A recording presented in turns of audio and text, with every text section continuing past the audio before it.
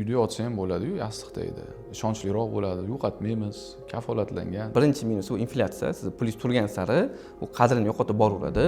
Investitsiya baribir biznesga nisbatan passiv daromad olib keladi. Undan ko'ra mana pulimni aksiyaga kirgizgandan ko'ra Chorvoqda dacha olsam-chi deb, bu investitsiya emas, bu biznes hisoblanadi.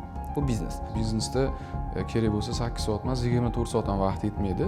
Asosiy narsa bu yoqda baribir bu xulqat bor. U o'qimagan iqtisodiyot universitetida yoki moliya universitetida, lekin investitsiya bilan shug'ullanmoqchi. U nima qilsin u bechora odam. Undan ko'ra Argentinadan olinglar, peso olinglar, 70% berishayotgan ekan, lekin inflyatsiyasi 60%. S&P 500 ham bunaqanday katta daromad keltirmadi. Seminarda ham aytganman bu narsani, bunaqa daromadda bo'lmaydi.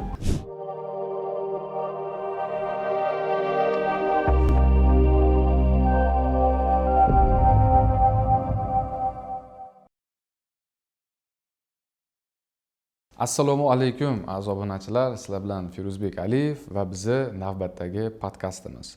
Bu podkastimizni qilishimizdan maqsad bitta. Ko'p insonlardan, ko'p odamlardan moliyaviy bozorlardagi investitsion yo'nalish bo'yicha to'liq ma'lumot bo'lmaganligi. Ular investitsiya sohasi bu qanaqangi soha?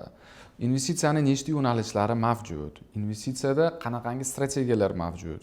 O'zbekiston sharoitida investitsiya orqali daromad qilsa bo'ladimi? Agar daromad qilsa bo'lsa, nech pul daromad qilsa bo'ladi?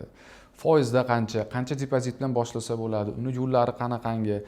Va shu kabi savollar do'stlar, investitsiya yo'nalishiga oid bo'lgan savollar mana shu kungacha juda ham ko'p tushib kelgan va oxir oqibatda mana bugun biz sizlarga mana shu sohani, mana shu yo'nalishni batafsil ochib bermoqchimiz va to'liq ma'lumot bermoqchimiz.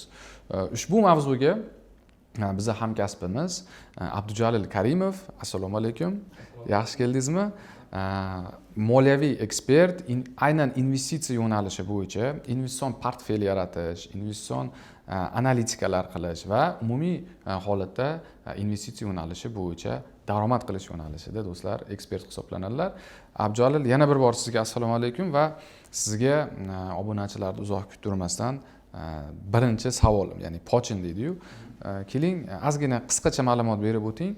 Siz nimaga aynan investitsiya sohasini tanlagansiz va qanday qilib kirib kelgansiz? Chunki dunyoda sohalar soni ko'p. Daromad qilish boshlaganimda, ma'lum bir daromadlarim oshganida ortiqcha pul paydo bo'lganmanda, o'shanda o'ylaganman, nima yo'nalishga buni sarflasa bo'ladi, qanaqa xatga sarmoya qilsa bo'ladi deb o'ylaganimda, keyin qiziqish boshlaganman. Shunaqa menda savol chiqqan, qiziqish boshlaganman. Har xil sohalar chiqqan. O'sha paytlar hali NFT endi paydo bo'ldi, kriptovalyuta sohasi bor edi yoki ko'chmas mulk investitsiya qilishmi, har xil yo'llarni ko'rib chiqqanimda, menga eng yoqqani fond bozori, ya'ni qimmatli qog'ozlarga asosan ayniqsa mana aksiyalarga investitsiya qilish bo'yicha bo'lgan yo'nalish menga to'g'ri kelgan. Nimaga? Chunki eng ishonchlisi-dek tuyulgan menga. Keyinchalik men hozircha ham bilib kelyapmanki, eng ishonchlilardan baribir shu aksiyalarga investitsiya qilish bu eng ishonchli usuli. Nimaga? Chunki bir 250 yillik tarixi bor buni. Fond bozori o'sha Amsterdamdan boshlagan bo'lsa, keyin Nyu-Yorkda fond bozori bo'lgan. O'shandan beri mana odamlar, investorlar, biznesmenlar qimmatli qog'ozlarni olib sotib yurishibdi. Haligacha mana ishlab kelyapti bozorlar va uzoq muddatda investitsiya qilib borilsa, yaxshi natijaga erishish mumkinligini ko'rganman va shuning uchun imенно qimmatli qog'ozlarga asosan aksiyalarga investitsiya qilishni tanlaganman. Yaxshi. Investitsiya degan so'zni biz hozir ko'p marotaba gapirdik va bundan keyin ham gapiramiz. Obunachilarimizga investitsiya o'zi nima? Investitsiya bu nima degan savolga qisqacha bir javob beraylik. Mana shu savolga men podrobniy javob berishga harakat qilaman va sodda tilda, chunki ko'pchilik investitsiyani adashtirishadi boshqa yo'nalishlar bilan. Misol uchun menga yaqinda savol keldi. Undan ko'ra mana pulimni aksiyaga kirgizgandan ko'ra Chorvoqda dacha olsam-chi deb, jonli misol bu. Jonli efir qilganimda menga komment yozishgan, xuddi shunaqa qilib, obunachim Chorvoqda dacha olib, o'sha yerda uni qurib, arendaga bersam bo'lmaydi. Bu investitsiya emas, bu biznes hisoblanadi. Bu biznes.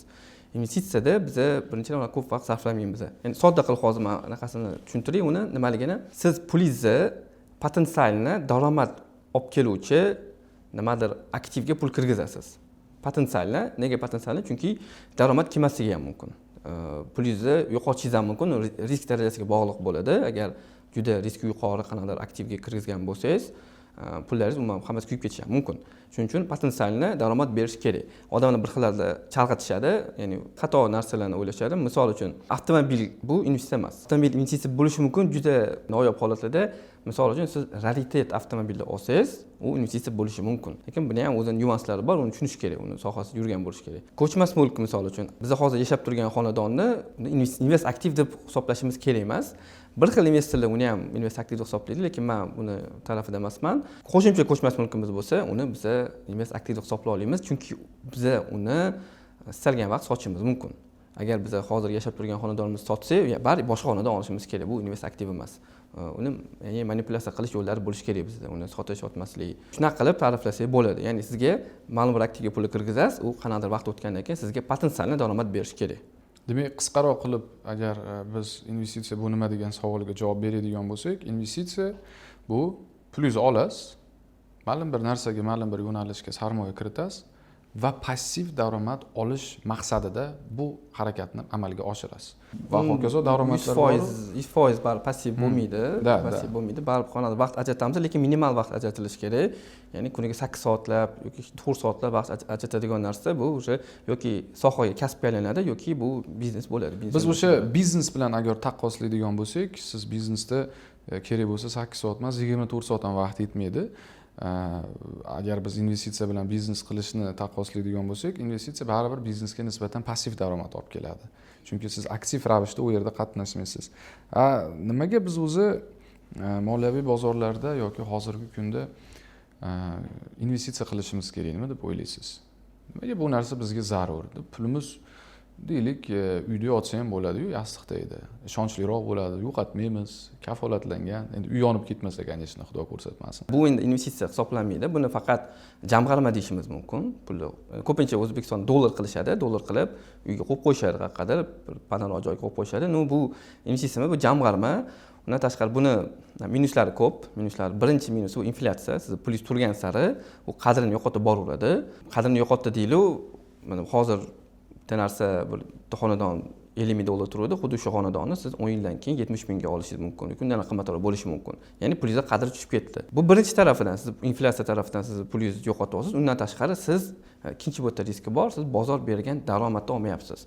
Men bitta hisob-kitob qiluvdim, 10 yilda qanaqa o'zgarishlar bo'lishiga, masalan 100 ming dollaringizni siz uyga qo'yib qo'ysangiz yoki oddiy ETF, indeksli ETF fondiga investitsiya qilsangiz, u yerda risklari kam, u yerda diversifikatsiya qilingan, o'rtacha daromad beradi, 15% o'rtacha daromad beradi hisoblaydigan bo'lsak, hozir adashmasam hisob-kitobim bo'yicha turgan pulimiz bizda 70 ming dollarga aylanib qoladi, 10 yilda uni xarid qobiliyati tushib ketadi, inflyatsiya uni 70 mingga aylantirib qo'yadi. Boshida necha bo'ladi? 100 ming, 30 ming yo'qotamiz. Endi kimdir agar mayli men 30 ming yo'qotishga ham tayyorman, lekin pulim qo'limda tursin deydigan bo'lsa, men boshqa bitta narsani hisob-kitob aytaman. Agar siz uni investitsiya qilganingizda, sizni kapitalingiz agar shunchaki 15% dan berganda katta risk qilmaymiz, uni ustida o'tirmaymiz, analiz qilib, aksiyalarni tanlab o'tirmaymiz. Shunda bizani kapitalimiz 400 ming dollardan oshib ketgan bo'lardi. 100 mingimiz 400 mingga aylanyapti. Unda o'shanda hisoblasangiz, sizni yo'qotishlaringiz 330 ming atrofida bo'ladi. Birinchi tarafdan inflyatsiya pulingizni yo'qotyapti, uni qadrini tushirib tashlayapti. Undan ikkinchi tarafdan siz bozor bergan daromadni olmayapsiz. Demak, biz eng katta dushmanimiz moliyaviy bozorlarda bu biz inflyatsiya hisoblanadi, moliya sohasida va shaxsiy moliyamiz agar inobatga oladigan bo'lsak va inflyatsiya pulimizni yeb bormasligi uchun biz ushbu pulni ma'lum bir joylarga investitsiya qilishimiz kerak. Bu inflyatsiya bitta inflyatsiyani o'zini olishimiz mumkin, lekin boshqa sabablar ham ko'p. Tez jamg'arish, misol uchun siz nimadir avtomobil olmoqchisiz yoki kvartira orzu qilasiz, kvartira olmoqchisiz, uni ipotekaga olgandan ko'ra, uni investitsiya qilib jamg'argan sal qiynalib, to'g'ri, eski uyda yashab tursa ham, lekin qiynalib bo'lsa ham, vaqt o'tgandan keyin shu pulni jamg'arib olganingiz yaxshi, lekin shunchaki yig'ib borsangiz, 200 dollardan 500 dollardan yig'ib borsangiz, sizga uzoq vaqt ketib qoladi, juda ko'p vaqt ketib qoladi. Lekin investitsiya qilsangiz, shuni vaqtini siz 3-4 barobar tezlashtirishingiz mumkin. 5 barobarlab tezlashtirishingiz mumkin investitsiya qilib borsangiz. Endi qarang, kvartiraga pul jamg'arish yoki mashinaga investitsiya orqali pul jamg'arish bu aqlli harakat hisoblanadi. Endi albatta nafs degan tushunchamiz ham bor. Insonlar baribir hozirgi kunda kredit ma'lum bir narsalarni, mahsulotlarni bizga osonlikcha olish imkoniyatini beryapti-da. hoziroq mana mashinani oling, boshlang'ich to'lovsiz, srazu mana olsangiz bo'ladi, lekin foizlari otdi kallasida, buni biz hammamiz bilamiz. Investitsiya yo'nalishini biz agar gapiradigan bo'lsak va umuman olganda bilasizmi, moliyaviy bozorlar biz haqida gaplashsak, avvallari shunaqangi bir qonun qoida bo'lganki, moliyaviy bozorlarga faqatgina boylar katta kapital bilan kira oladi. Chunki bozorga kirish o'zini chegarasi bo'lganda, misol eng avvalgi yillarda 1 million dollar, undan keyin 100 mingga tushirildi, keyin 10 mingga tushirildi. Mana hozir ba'zi bir joylarda 10 mingdan ham past depozit bilan kirsa bo'ladi. Ba'zi bir joylarda minimal baribir 10 ming. Bu degani investitsiya bilan kim shug'ullanadi? Bu boylar sohasimi yoki kichkina summalar bilan ham boshlasa bo'ladimi? Hozir investitsiya hammaga mos keladigan bo'lgan. Hozir investitsiya sohasi demokratiya deb hisoblasak bo'ladi. Trust investor deydi, ya'ni xususiy investorlar ham bemalol hozir investitsiya qilishlari mumkin. Minimal depozitlar brokerlarda, aksariyat brokerlarda $50 boshlanadi. Faqat biz пополнение qilishimizda pul depozit to'ldirishimizda komissiyalar bo'lishi mumkin. O'shanga unaqa kichkina summalardan boshlagan maqsadga muvofiq emas, komissiya katta pulni yeb qo'yadi. Shuning uchun hech bo'lmasa bir $200 boshlasak, o'sha komissiyalar bizga sezilarsiz bo'ladi. Demak, mana kirish chegarasini $300 bossak bo'ladi hozir. Demak, hozir o'sha kirish chegarasi ancha past va men bilasizmi, yana bir narsa shu yerga qo'shib ketmoqchi edim. Uni tadqiqot deya olmayman-u, juda ko'p moliyaviy bozor vositachilar bilan men ishlayman-da va mana shu vositachilarda avvallari minimal parog shunaqalari bor ediki, $20 ming deyishardi menga, $50 ming deyishardi. Hozirda o'shalar bilan gaplashsam, Firuzbek, biz 50 minglari 10 mingga tushirgan, 10 mingliklari $100 ga tushirgan. Bilasizmi, moliyaviy bozor degan terminlar, investitsiya, inflyatsiya, iqtisodiyot va hokazo deganda odamlarda shunaqangi bir fikr tug'iladi-da ko'pincha holatda. Voy, men moliya yoki iqtisodiyot yo'nalishi bo'yicha ta'lim olgan bo'lishim kerakmi yoki shu institutlarni bitirgan bo'lishim kerakmi investitsiya bilan shug'ullanish uchun degan savol paydo bo'ladi. Nima deb javob bera olasiz bu savolga? Yo'q, umuman shart emas. Ma'lum bir bilimlar bor, lekin bilimlar olish kerak, to'g'ri, lekin 4 yil, 5 yil qanaqa institutlarda o'qish shart emas buning uchun. Asosiy bizga bilishimiz kerak bo'lgan narsalar risk darajasini bilib olish kerak. Investor qaysi aktivi, o'zi qanaqa risk darajasi bor. O'shalarni tushunib olish kerak. O'ziga risk darajasini belgilab oladi investor. Instrumentlarni, xususiyatlarini tushunib oladi va strategiyalarni o'rganadi. Asosiy shularni bilsak va o'zi investitsiyada juda muhim narsa, bilimlarni bildik. Bilimlar, meni shaxsiy fikrim bo'yicha bu 20% cha muhimligi 20% atrofida. 80% muhim narsa bu psixologiya yoki behavioral deydi ingliz tilida, ya'ni поведение, odam xulq-atvori, investor xulq-atvori bu 80% ishni bajarib qo'yadi. Nimaga? Chunki meni o'zimni mijozlarimda yoki shogirdlarimda, talabalarimda bo'lgan holatlar investitsiyani yaxshi boshlashadi, strategiyani zo'r qilishdi, misol uchun yaxshi qog'ozlarni tanlashni, investitsiya qilishyapti, daromaddan qilishyapti, zo'r ketyapti, lekin ma'lum bir vaqt o'tgandan keyin, yarim yil, 1 yil o'tgandan keyin xabar so'rasam, hol-ahvol so'rasam, pulim chiqarib oldim, nimaga desa, bir nimaga kerak bo'ldi, to'y bo'lib qoldi, remont bo'lib qoldi, mashina almashtirishimiz kerak bo'lib qoldi, mana shunaqa qilib o'zigisini kapitalligisini chopib qo'yishadi. Ya'ni eng muhim narsa bu investitsiyada ozgina bilim, ba'zi bilimlar bo'lish kerak, instrumentlarni tushunishingiz kerak, ularni risklarni tushunishingiz kerak va asosiy narsa bu yoqda baribir bu xulq-atvor. Pullarni bilimsiz sarmoya qilish deb ayta olmaymiz ekan. Demak, bu yerda xo'p, mana u o'qimagan iqtisodiyot universitetida yoki moliya universitetida, lekin investitsiya bilan shug'ullanmoqchi. Uni nima qilsin u bechara odam? Chunki men har doim aytaman-da, bilimsiz moliyaviy bozorlarga kelmaydi. Bilim bilan kelish kerak bu yerga. Birinchi navbatda. Nima qilish kerak ular hozir? Sizda bormi birorta bir yechim bu narsaga? Men bunga ikkita yo'li bor deb ayta olaman. Birinchi yo'li bu juda ko'p vaqt sarflab bepul ma'lumotlarni internetda o'rganish. Mana o'zi birinchi 2 yil vaqtimni ketkazganman. Juda ko'p videolar ko'rib, juda ko'p kitoblarni o'qiganman. Lekin shunda ham baribir u yoqda unaqa zo'r sifatli ma'lumotlar yo'q, ochiq dostupda yo'q unaqa ma'lumotlar. Ba'zivi lekin bilimlarni o'rganish mumkin. Nima muammolarga duch kelgansiz? Lekin bepul ma'lumotlar o'rganib turganingiz. Birinchidan bir-birini chalg'itadigan ma'lumotlar ko'p yo'qda. Bitta struktura yo'q, ya'ni qanaqa tizim yo'q. Ketma-ketlik yo'q.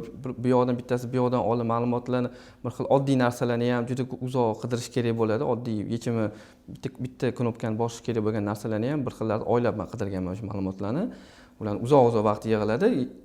lekin o'shanda ham baribir ba'zi ma'lumotlarni yig'ish To'liq mumkin. emas.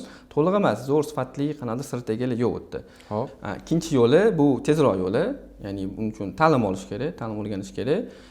Men o'zimni qilgan keyinroq qilgan qadamlarimni aytib o'taman. Ya'ni siz yoningizga keldim, sizdan ma'lumotlar o'rgandim, undan keyin yana qo'shimcha menga kurslar o'zingiz maslahat berdingiz, ularni o'tdim. O'shalarni o'rgangandan keyin investitsiyalarimiz sifatlari oshdi, ya'ni daromadlarim ancha ko'paydi va maqsadimga tezroq erishishni boshladim.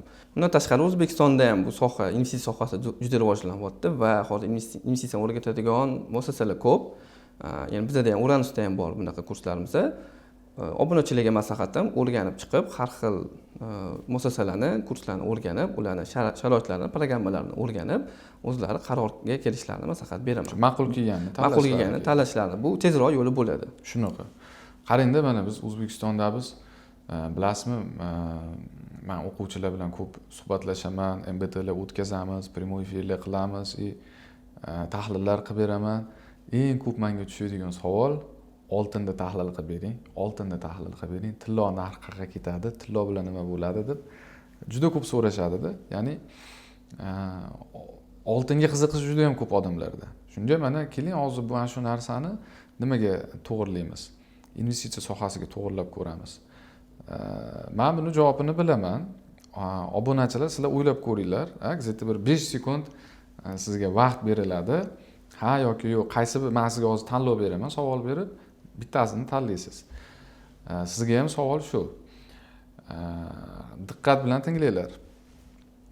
Oltin quyulmalarga sarmoya qilganimiz yaxshimi yoki oltindan tayyorlangan taqimchoqlargami? Qaysi biri aqlliroq sarmoya kiritish bo'ladi va ko'proq daromad keltiradi, sof daromad? Ya'ni işte hozir 5 sekundlik timer chiqadi. Yecheykalar bilan mana shuni o'zingiz tanlaysiz. Javobini mana hozir ekspertimiz aytadilar. Nima deb o'ylaysiz? Endi 100% bar quymalarga investitsiya qilish kerak.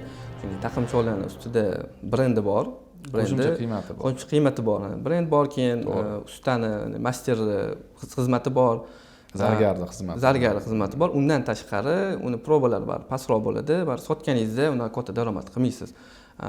Toza quymalar olish kerak. Hozir mana imkoniyatlar ko'p. Kichkina grammlardan boshlab, 5 grammdan boshlab 50 grammgacha, adashmasam 100 grammlar ham bor edi. Hozir Markaziy bank tomonidan tijorat banklarida chiqarilyapti. Sotib olsa bo'ladi hozir. Bemalol sotib olsa bo'ladi. Hozir boyga aytgan fikringizga talabalarim so'raydi desa, oltin haqida, oltin narxi. Oltin bekorga emas, oltin vasvasasi ham bo'lardi oldinlari. Oltin o'zi tarixdan beri odamlarga qiziq bo'lib kelgan narsa. Necha ming yildan beri oltin o'zi to'lov valyutasi bo'lib hisoblanib kelgan. Shunga ham oltinlarga qiziq, yaxshi instrument. Men o'zim maslahat beraman, faqat hamma pulga emas.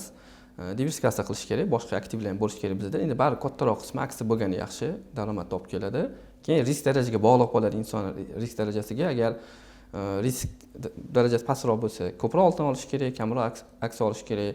Agar yoshroq bo'lsa, ham investor yoshroq bo'lsa, ko'proq risklarni o'ziga qabul qila olsa, ko'proq bar aksiya olib, oltindan kamroq olish kerak bo'ladi. Tushunarli. Demak, do'stlar, kelishdagi, agar siz oltinga sarmoya kiritmoqchi bo'lsangiz, spotda haqiqiy oltinga, demak, quymalarni sotib olish kerak, taqimchoqlarni emas. Endi mana shu yerda men odamlarda savol tug'iladi-da, aka qanaqangi grammajli quymalar bor, ularda narxlari necha pul deb. Keling, mana hozir obunachilarga mana shuni aytamiz, nima deysiz? Menimcha yaxshi fikr, obunachilarimizga qiziq bo'ladi. Men 2 oylar oldin qaraganimda, adashmasam 5 grammligi 6,5 million atrofida edi. 6,5 million atrofida edi. Hozir necha pul bo'ldi deb o'ylaysiz? 6 million 700 bo'lgandir. Yo'q, hozir meni oldimda ma'lumotlar turibdi. Markaziy bankning rasmiy saytidan. Bu ma'lumotlar 30 aprel 2025-yil Toshkent vaqti bilan 09:34 vaqt bo'yicha do'stlar. 5 grammli tillo quyulmalari 7 million 86 ming so'm. 10 grammli tillo quyulmalari 14 million 171 ming so'm. 20 grammli tillo quyulmalari 28 million 343 ming so'm. 50 grammlilari 70 million 857 ming so'm. 100 grammligi endi joriy etildi. 1-2 oy bo'ldi agar adashmasam. Ularning narxi 141 million 714 ming so'm. Mana shunaqangi narxlar va bu narxlar yaqin orada juda ham keskin ko'tarilib ketdi. Juda ham keskin. Oxirgi paytlarda biz deylik tilloni agar biz bir necha yillik daromadlarni olaylik, kerak bo'lsa yildan yilga hozir aytib berishimiz mumkin, juda ham keskin ko'tarilib ketdi. Unda keling, sizga bir savol. 25-yilda yanvardan bugungi kungacha minimum va maksimum nuqtalarini tilloni olsak, taxminan hozir o'sha nuqtalarda turibdi narxi. Necha foizga oshgan tillo narxi? Adashmasam 30-32% atrofida edi. Da, taxminan 30% atrofida oshgan. Bilasizmi, 2024-yil yanvar oyini oladigan bo'lsak va 2025-yil mana 30-aprel kungacha bo'lgan minimum maksimum nuqtalarini biz agar tilloni hisoblaydigan bo'lsak, taxminan 70-75% gacha tillo narxi ko'tarilgan. Salkam birga bir daromad keltirgan. O'tgan yili bu quymalarni olganingizda 7 million so'mlik narsa 4 million so'm atrofida turgan bo'lardi, 3,5-4 million so'm atrofida. Mana shunaqangi darajada tillon narxi oshib ketgan va S&P 500 ham bunaqangi katta daromad keltirmadi. Mana shu 1,5 yil ichida qo'pol qilib gapirgan. Oxirgi yillarda yaxshi daromad bergan S&P, lekin bu darajada emas baribir. Abjol, bilasizmi, O'zbekistonda odamlar qo'shimcha pul topsa, mani tajribam shu narsani ko'rsatadiki, ular ikkita narsaga sarmoya kiritishadi. Birinchisi bu mashina olib yo arendaga beradi yo variant degan biznes bilan shug'ullanishadi. Endi aksariyat holatlarda. Ikkinchi holatda bu ko'chmas mulk. Kvartirani olib aksariyat holatlarda arendaga berishadi odamlar yoki qurib sotishadi. Bu как biznesga o'xshagan, birorta bir inson ideya bilan keladi, shu ideyaga investitsiya qilishadi. Ya'ni ko'chmas mulk yo'nalishi bo'yicha. Ko'chmas mulkka investitsiya qilish va bu qanchalik to'g'ri yoki noto'g'ri? Agar to'g'ri bo'ladigan bo'lsa, portfelimizda necha foiz u yerga ketish kerak? Ko'chmas mulk, endi umuman olganda portfelda bo'lgani yaxshi. Men 20% deb hisoblayman. Endi portfel kattaroq bo'lganda 20% ga chiqarasiz. Hozir $5,000, $10,000 bo'lsa unga bar ko'chmas mulk qo'sha olmaysiz. Kattaroq summalarga chiqarib olganingizda bir xonalikdanmi, chetroq narsa bo'lmasa bir xonali olibmi yoki yer olibmi qo'shib qo'yishingiz mumkin. Hatto tijorat maydoni ham bo'ladi. Magazinlar bor, bozorlarda magazinda olib, o'tgan arendaga berib qo'yishingiz bo'ladi. U ham narxi ham oshib boradi. Undan tashqari ijara to'lovini olasiz. Lekin umuman olganda ko'chmas mulk oxirgi yillarda to'g'ri yaxshi daromad beryotdi, lekin bu o'sishda to'xtadi. Rost to'xtadi. Endi men o'zim shaxsiy analizim bo'yicha, tahlilim bo'yicha hali beri ko'chmas mulk narxi endi oshmaydi. Chunki yetarlicha, ya'ni talabga yarasha xonadonlar ko'chmas mulklar barpo qilindi, qurildi va bu yoqqa endi sпрос unaqa katta emas, talab katta emas. O'zbekiston ichida turib ko'chmas mulkdan tashqari biz oddiy fuqarolar investitsiya bilan shug'ullansa bo'ladimi? Xalqaro moliyaviy bozorlarga sarmoya kiritgani, O'zbekiston ichida ma'lum bir aktivlarga sarmoya kiritgani, imенно moliyaviy bozorlarda ko'chmas mulk yo'nalishi emas. Deylik, fond bozorini misolda keltiraylik. Albatta bo'ladi. Hozir imkoniyatlar ancha yaxshi bo'lgan. Brokerlar bor, xalqaro brokerlar bor. Ya'ni O'zbekistonniki emas, faqat chet ellik kompaniyalari, AQSh brokerlari bilan ishlasak bo'ladi. Ulardan depozit ochib, pulni to'ldirib, poполнение qilib, bemalol aksiyalar xarid qilsak bo'ladi va daromadlarni olsak bo'ladi. Hozir soliq ham yo'q unga. Hozircha soliq ham yo'q. Menimcha undan keyin hozir 2026-yil oxirigacha edi, yana cho'zishadi degan umiddaman. Menimcha cho'zishi kerak. Bir yilda investitsiya orqali xohlagan bozorimiz haqida gaplashaylik. Minimum va maksimum yoki o'rtacha raqamlar haqida gaplashaylik. O'rtacha risk, o'rtacha daromad bir yilda qancha daromad qilsak bo'ladi portfelimizga? Agar aksiyalardan tashkil topgan bo'lsa. O'rtacha risk oladigan bo'lsa, unda portfelimizdan ma'lum bir qismiga risk yuqori narsani olamiz, qolgan qismiga risk past, o'rta riskli aktivlarni oladigan bo'lsa, 20-30% daromad qilsa bo'ladi. Bir yil davomida. Bir yil davomida. Agar siz 20% deydigan bo'lsangiz, bilasizmi, bir men endi moliyaviy bozorlarda ham ko'pincha aytaman-da, meni o'zimning shaxsiy daromadim moliyaviy bozorlarda yillik nari beri 30%.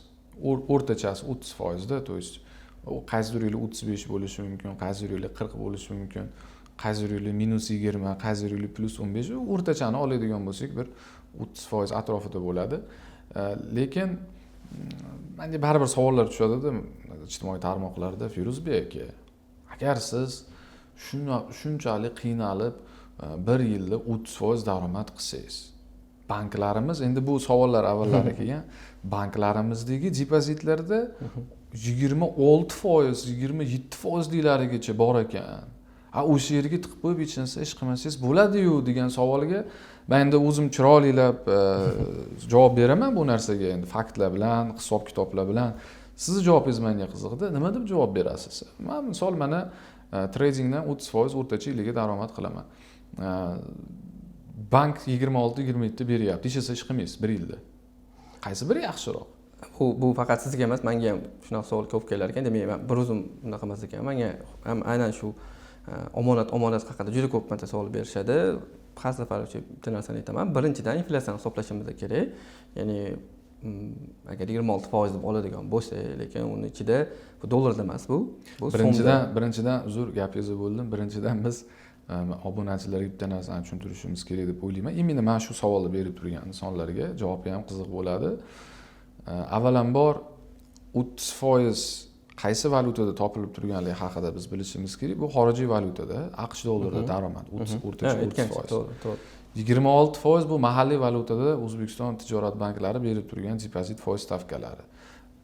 Eng birinchi qadam ikkalasini solishtirishda o'zi xato. Chunki bu umuman boshqa yo'nalish. Ikkinchi narsa bu o'zi inflyatsiyani biz hisoblashimiz kerak. Gapingiz to'g'ri. Bo'ldim, davom ettirsangiz bo'ladi. To'g'ri, ya'ni birinchisi inflyatsiya oladigan bo'lsa, men yana ularga bir xillarda aytaman, hazilga qo'shib, undan ko'ra Argentinada olinglar, peso olinglar, 70% berishayotgan ekan, lekin inflyatsiyasi 60% deb hisoblab beraman-da. Birinchidan inflyatsiya hisoblashimiz kerak. Undan tashqari hozir unaqa 26% omonatlar yo'q. 23%. Yo'q, o'sha paytdagini ham hisoblaylik. Mayli, o'sha paytdagi 26% omonat. Chunki men o'zim ochganman unaqa, sizga aytganman, xabaringiz bor. 30% xorijiy valyutada daromad. Endi dollarda inflyatsiyasini oladigan bo'lsa, 30% dan 3% olib tashlaymiz. 27% bizda toza dollarda qolyapti. Toza qolyapti.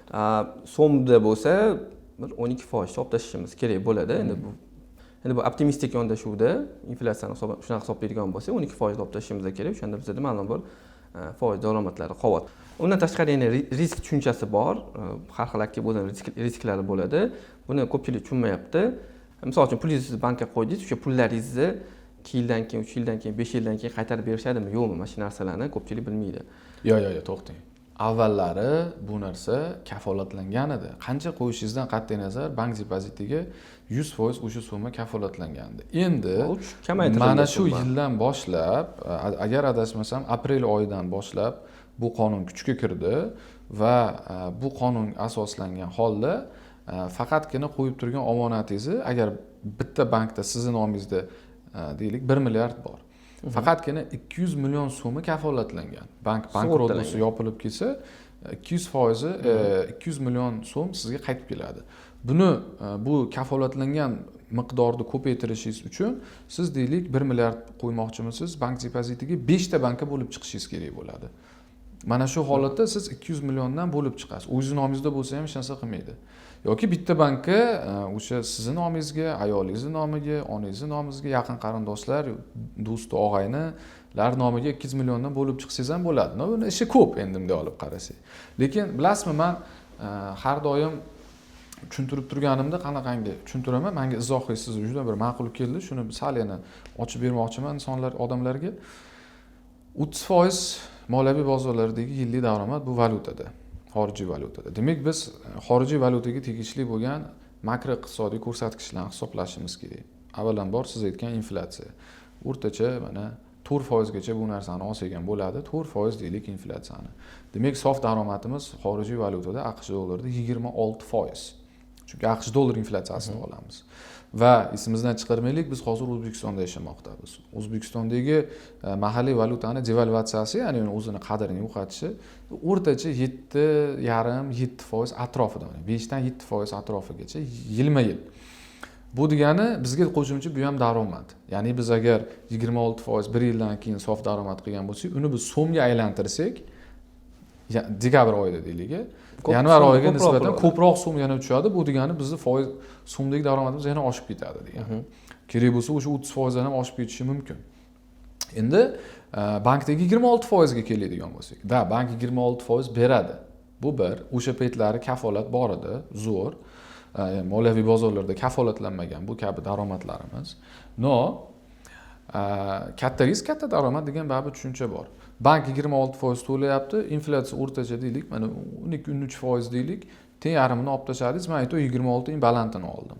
26%. Sizni sof daromadingiz 13%.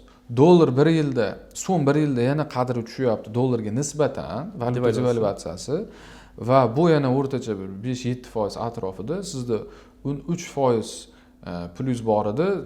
O'zbekistonda baribir hamma dollar sotib oladi yoki dollarda ish qiladi ko'pincha holatlarda.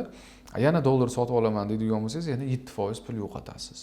Bu degani sizdagi qolib turgan summa bu taxminan shu bir 8% atrofida, 8 emas, bir 6% atrofida bo'ladi. 6% atrofida siz sof foyda ko'ryapsiz.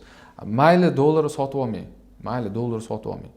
Lekin inflyatsiyani hisobini o'ziga daromadingiz 13%. Lekin baribir devalvatsiyani hisobga olishimiz kerak, chunki ma'lum bir narsani qiymati oshib ketsa, dollar qimmatlashib ketsa, ma'lum bir inflyatsiyadan tashqari yana o'sha narsani qiymati yana ko'tariladi.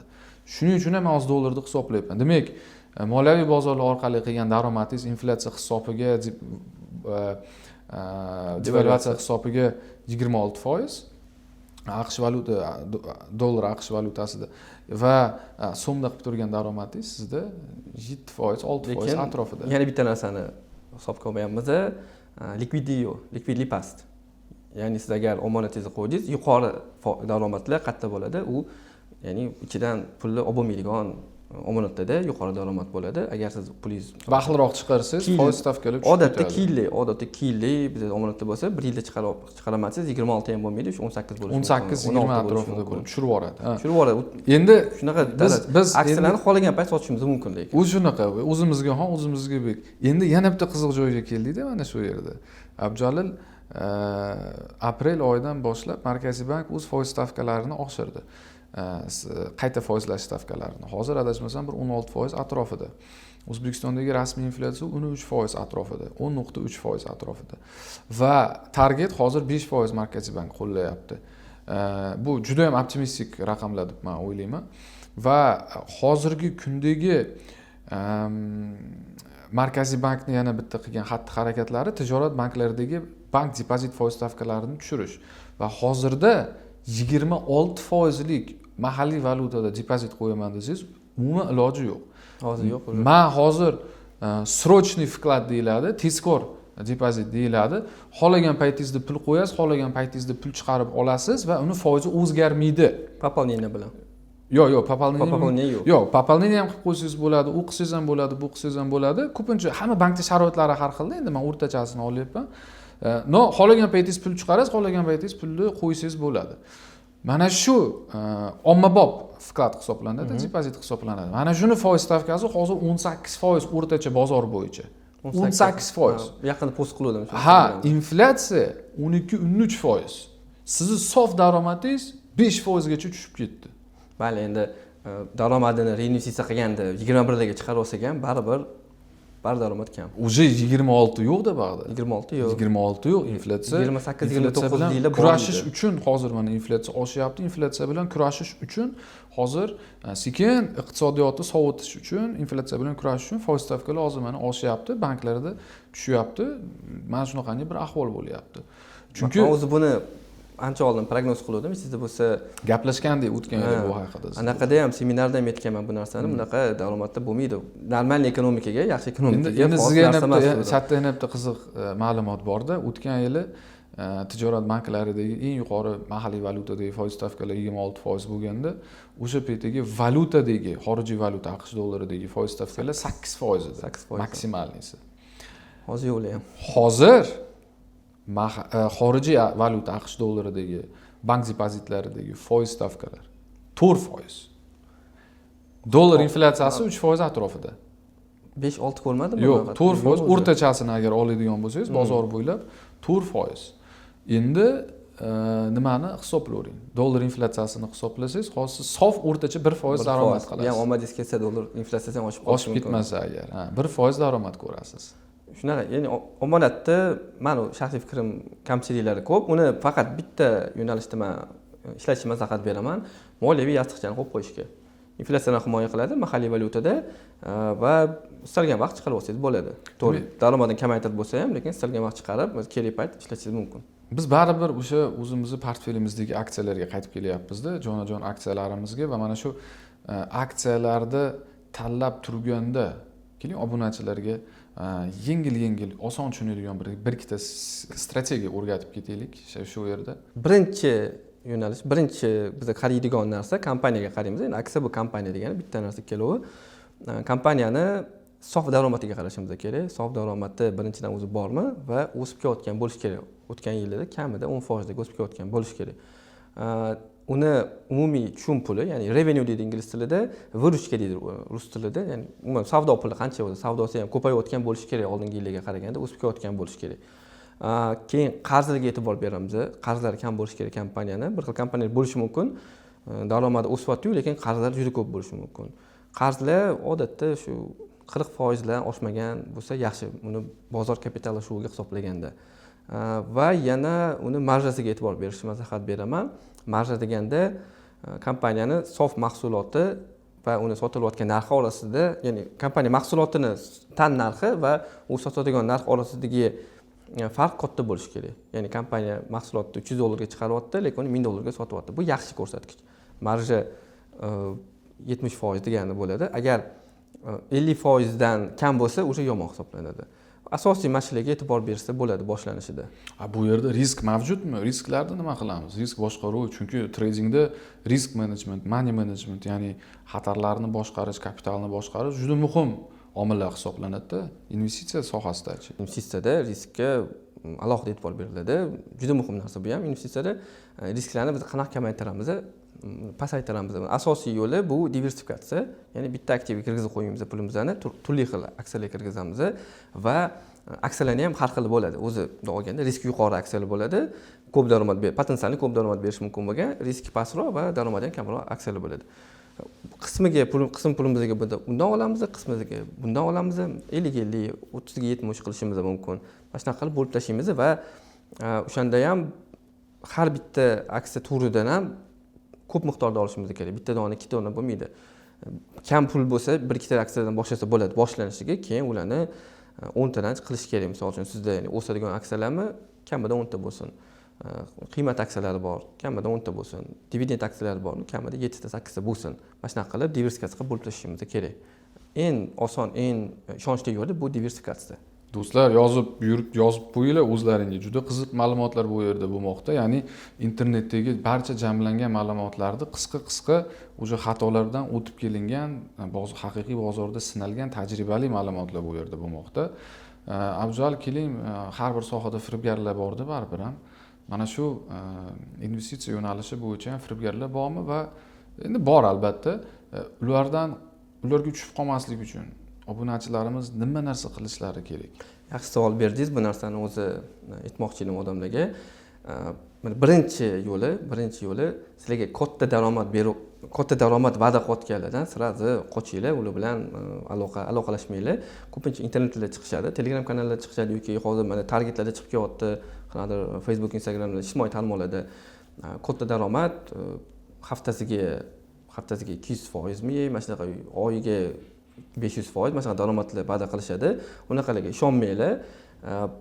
Mana qarang, oyiga kimdir sizga o'zi oyiga deyotgan bo'lsa, unaqa odam bilan gaplashmagan o'sha ma'qul, chunki investitsiya yiliga hisoblanadi va yiliga ham kimdir sizga 50% dan 60% dan ko'p va yana kafolat so'zini aytayotgan bo'lsa, unaqa narsa ular bilan sekingina blokka tiqib olinglar, gaplashmanglar, bular katta ehtimol bilan firibgarlar. Asosiy maslahat shuni aytishim mumkin. Zo'r. Endi oxirgi maslahatingizni berishingiz kerak bo'ladi insonlarga. Ya'ni bu maslahat moliyaviy bozorlar haqida bilimga ega bo'lmagan insonlar va endi boshlab turgan insonlarga nima maslahat berardingiz o'z tajribangizdan kelib chiqib? Birinchi bo'lib, doim aytaman buni, odam o'zini byudjetini boshqarishi kerak. Ya'ni o'zingiz qancha kapitalingiz bor hisoblang. Bor mol-mulkingizdan qarzlaringizni ayirib tashlasangiz, sizga kapitalingiz kelib chiqadi. O'shani hisoblaysiz, olasiz, ya'ni kapitalingiz qanchadir pulingiz.